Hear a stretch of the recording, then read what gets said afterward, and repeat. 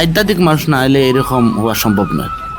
কারণ মানুষের মনের মধ্যে যে মায়া মহব্বত তৈরি করা একমাত্র সৃষ্টি করতে পারে তার কর্ম, তার ব্যবহার এবং তার পবিত্রতায়।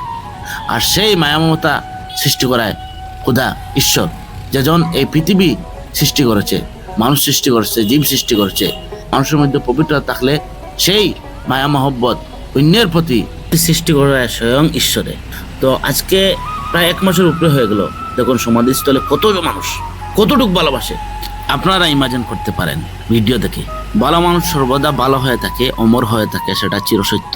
তাই একটা কথা আমার চিন্তা থেকে বলতেছি, ঈশ্বরের নৈকট্য লাভের উদ্দেশ্যে যদি কোনো মানুষ ভালো কাজ বা পবিত্র কাজ করে, সেই পবিত্র কাজে ঈশ্বর খুশি হয়ে অন্যের হৃদয়ে ওই তার পবিত্র কাজের মহানুভবতায় তাকে অমর করে রাখে। তাই আজকে এই বাস্তব দৃশ্যটাই সেটা প্রমাণ করছে যে উনি কতটুকু পবিত্র ভালো মানুষ ছিলেন।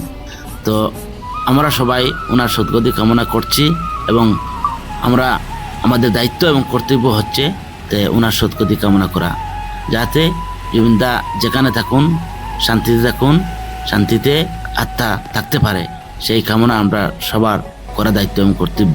অনেক কষ্ট করে ভিডিওটি বানালাম, ভালো লাগে আপনাদের মতামত জানাবেন। আর সবাই ভালো থাকুন, সুস্থ থাকুন।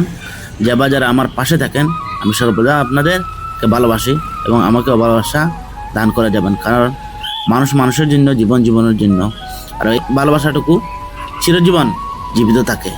আর আমার ভালোবাসা আপনাদের কাছে জীবিত রাখার চেষ্টা করব। তো আজকের মতো এখানে বিদায় নিলাম। সবাই ভালো থাকুন, সুস্থ থাকুন, আমার জন্য দোয়া আশীর্বাদ করবেন।